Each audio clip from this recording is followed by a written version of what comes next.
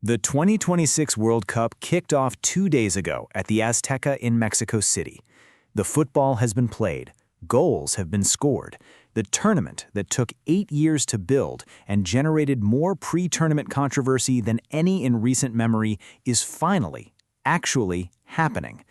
And the conversation, instead of being entirely about the football, keeps returning to everything around it.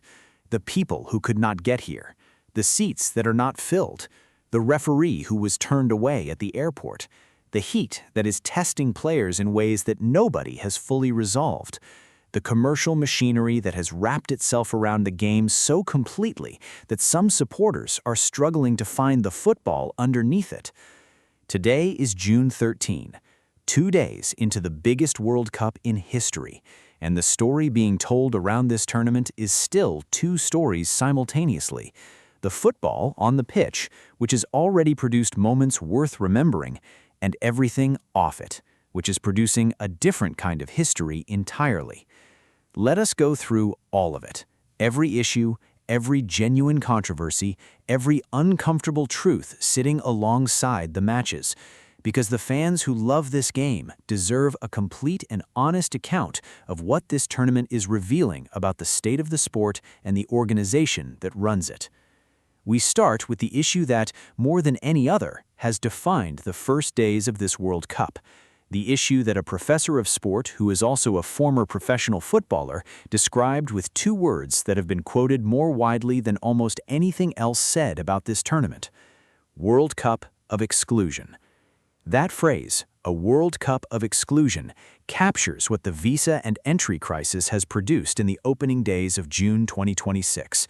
And the specific cases that have emerged are not abstract statistics, they are individual human stories that tell you exactly what has gone wrong and how completely. Omar Abdul Qadir Artan, a decorated referee from Somalia, named as the CAF Best Male Referee of 2025, selected by FIFA to officiate at this World Cup, set to become the first ever Somali match official in World Cup history, a genuine milestone in African football's relationship with the game's biggest stage. He landed at Miami International Airport. He was denied entry. A United States official stated he was refused admission due to association with suspected members of terror organizations. No further details were provided. FIFA confirmed he would be unable to train or officiate at the tournament. He has since returned to Istanbul. A FIFA-appointed referee, carrying FIFA credentials, selected through FIFA's own process, denied entry to a FIFA World Cup by the immigration authorities of the tournament's primary host country. FIFA's response to this, and to the broader visa crisis, came from its president at a press conference in Mexico City. He said, "It is unfortunate what happened to the referee from Somalia, but we don't control everything." He added that maybe sometimes it is good to chill and relax. Chill and relax? About a FIFA-appointed referee being turned away at the airport of the tournament he was selected to officiate? That response has generated its own wave of criticism, not because the underlying statement is entirely wrong, FIFA does not control national immigration authorities, but because the tone, in the context of what has happened, struck many football people as inadequate to the scale of the problem. Artan's case is the sharpest individual story, but it is far from isolated. At least one player has been held up or denied at the border. Multiple team staff members across several nations have had visa applications rejected. Federation leaders have faced entry complications. Journalists covering the tournament, including accredited media, have encountered widespread visa denials or been restricted to single entry limits that complicate the coverage of a month-long tournament across 3 countries. Iran's federation reported that the United States would only permit the team to enter 1 day before any match. 1 day for a professional football team preparing for a World Cup game. No extended preparation period on American soil. Cross the border the day before, play, cross back, repeat, for every game. At least 15 officials and support staff of the Iranian team were affected by entry denials or complications. The team based itself in Tijuana, Mexico, and commuted across the border for matches. Their official ticket allocation was reportedly withdrawn days before their opener against New Zealand. Dozens of fans from Morocco, a nation that reached a semi-final in Qatar, whose traveling supporters are among the most passionate and most celebrated at any tournament, were denied travel visas despite being ticket holders. They had the tickets, they had the documentation, they could not get the entry. 4 countries playing in this tournament, Iran, Haiti, Côte d'Ivoire, and Senegal, are on restricted travel lists that created specific barriers for their supporters that fans from other nations did not face. The 15 countries on the immigrant visa suspension list that have qualified for this World Cup include Brazil, Algeria, Morocco, Colombia, Egypt, Ghana, Uruguay, and Tunisia, among others. Human Rights Watch described the situation plainly. The United States has created a hostile environment for players, fans, and journalists, an environment where even ticket holders risk phone searches, interrogation, and detention if their social media accounts contain criticism of the current administration. That is not a theoretical risk. That is a documented reality that has shaped the decisions of thousands of people considering whether to travel to this tournament. The fan from Senegal who decided not to come, the journalist from a restricted country who could not secure multi-entry access, the federation official who was turned back at an airport. The football is supposed to bring the world together. The entry policies of the primary host nation have made parts of the world unable to attend. Canada offered something in response to the Artan situation that deserves acknowledgement. The country invited the denied Somali referee to officiate at World Cup matches taking place on Canadian soil. It was a small gesture in practical terms, but it said something significant about the difference between how the 3 host nations have navigated the access question. Now let us talk about what is happening inside the stadiums, because the empty seat issue has moved from a pre-tournament concern to a visible, documented, publicly embarrassing reality. South Korea's 2-1 victory over Czech Republic in Guadalajara. FIFA reported an official attendance of 44,985 in a 46,000-seat venue. Television broadcasts and photographs from inside the stadium showed large sections of empty seats throughout the match. The images were immediate and they were shared everywhere. A World Cup match in a nearly sold-out stadium that looked, from the inside, considerably less than full. Fans online were direct in their response. One comment read, "This is embarrassing." Another said, "No one believes you. You are ruining football." FIFA's explanation referenced no-shows, people who had tickets but did not attend. It's the same explanation the organization has used at previous tournaments when the attendance numbers and the visual reality have diverged. It is not an implausible explanation. No-shows happen at every major event, but the scale and the consistency of the visual gap between announced attendances and visible crowds has generated a credibility problem that FIFA's standard responses are not resolving. Around 25,000 seats remain available through FIFA's main ticketing platform as of the opening days of the tournament. The organization has released several last-minute batches in an attempt to fill the gaps. The dynamic pricing system that generated legal investigations and consumer complaints has been adjusted multiple times. The 3 state attorneys general investigations remain open. The fundamental problem has not changed. The pricing decisions made months ago priced out the fans who would have filled those seats naturally. The late adjustments and last-minute releases are corrective actions taken after the window for proper planning had already closed. The fan who could not book affordable accommodation in October because the prices were too high is not arriving in June because some tickets became cheaper in the final week. The trip that required months of planning cannot be assembled in days. The empty seats are the physical evidence of decisions made at the top of the organization and felt at the bottom by the people who simply wanted to be there. Let us talk about the heat, because this is the issue where the gap between the organization's stated commitments and the physical reality of what players and fans are experiencing has become most visible and most urgent. Temperatures during the opening matches in certain American host cities have reached levels that have triggered the mandatory hydration breaks FIFA introduced, 3 minutes in each half, during which players can rest and drink. During those breaks, tournament broadcasters have the option to use the time for commercial advertising, a mandatory health measure in extreme heat, also available as commercial inventory. Players signed a public letter in May calling for FIFA to take stronger action on heat protocols.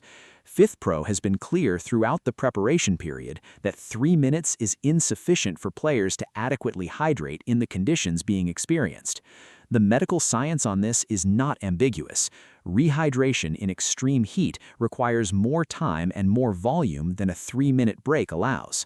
The weather delays that occurred repeatedly during the Club World Cup, the tournament staged in these same venues last summer as a direct rehearsal for this one, demonstrated that the problem was real and documented before the World Cup began. 6 weather-related delays in the first 50 Club World Cup matches. The experience was there, the data was there. The 3-minute break is the response that was implemented.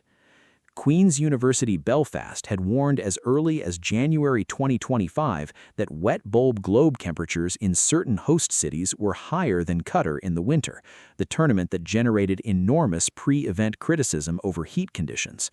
The 2026 tournament in the North American summer in cities like Dallas and Houston presents heat challenges that in some respects exceed what players faced in the Gulf.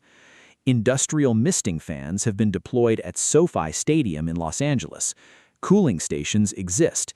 The infrastructure response is real, but the scheduling of afternoon matches in cities with extreme summer temperatures remains a genuine player welfare concern that the equipment cannot fully address. Now let us talk about the commercial layer, because the advertisement criticism has been consistent and specific enough to deserve serious examination.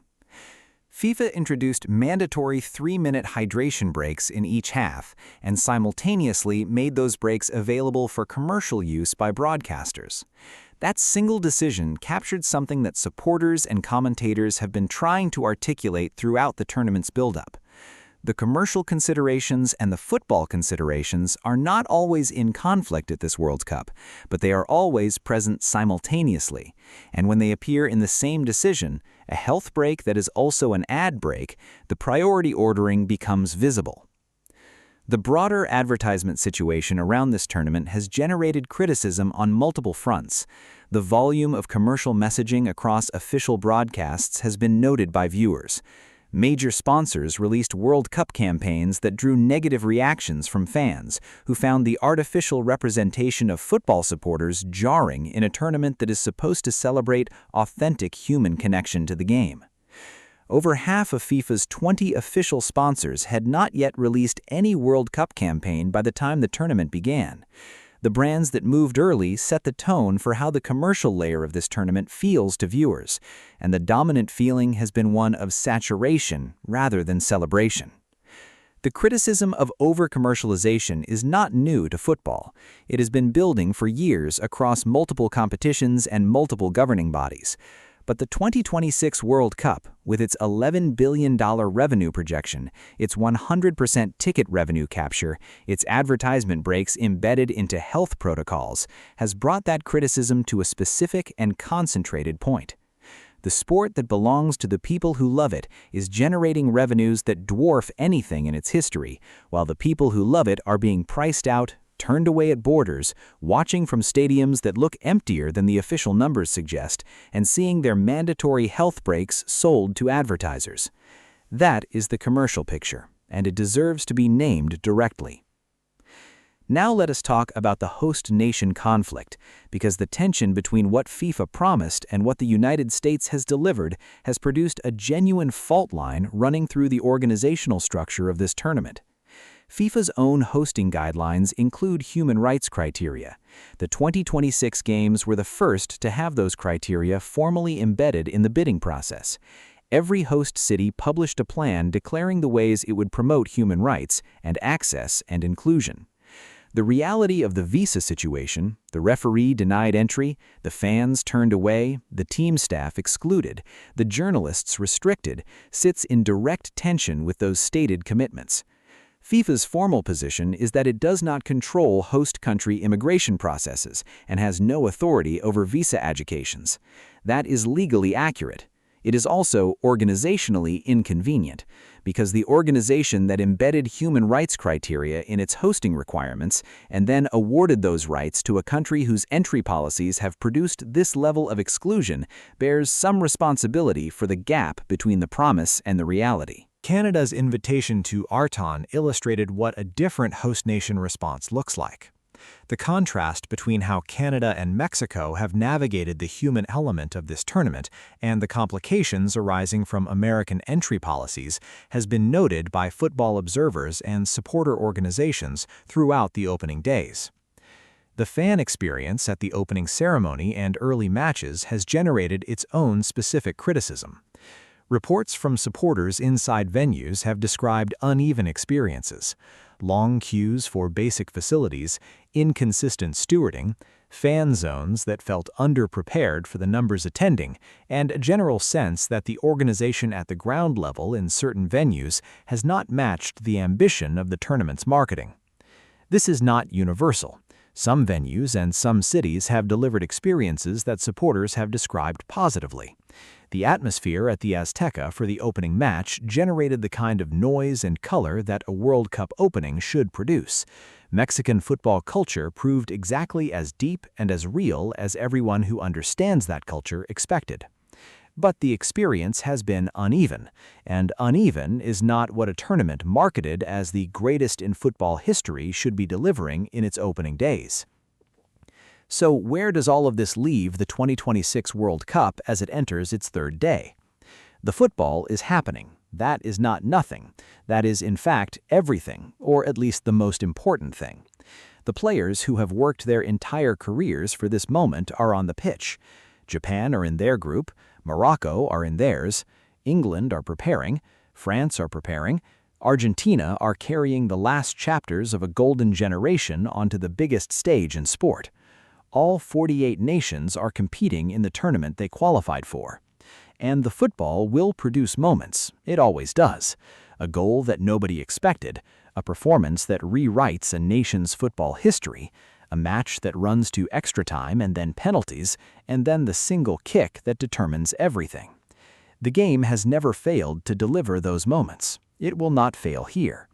But the story being written around those moments, the referee who was turned away, the fans who could not come, the empty seats in stadiums that should be full, the heat breaks that double as commercial breaks, the legal investigations that are still open, the workers who almost went on strike, the pricing that excluded the people who should be the tournament's heartbeat, that story is being written simultaneously. And it will be part of how 2026 is remembered, not instead of the football, alongside it, permanently. The professor who called this a World Cup of exclusion was pointing at something real. A tournament with more teams than ever, more matches than ever, more revenue than ever, and more people unable to attend than perhaps any edition in the modern era. The contradiction between the scale of the ambition and the narrowing of the access is the defining tension of this tournament. FIFA's president said to chill and relax, about a referee denied entry, about fans turned away at borders, about legal investigations into ticketing practices. The fans who love this game are not going to chill and relax about this, because they understand what the World Cup is supposed to be, and they can see the gap between that and what it has become. The question worth sitting with today, 2 days into the biggest World Cup in history, is whether the people running football are watching the same tournament the rest of us are. I would genuinely be curious what you think. Of everything happening off the pitch at this tournament, the visa crisis, the empty seats, the heat, the commercial saturation, what concerns you most? And do you think the football can still produce something that overshadows all of it? Leave your answer below. This community has been honest about this tournament from the beginning. Stay with us as it develops. Subscribe if this kind of football journalism is what brings you here. We are covering every match and every story around the matches all the way to July 19.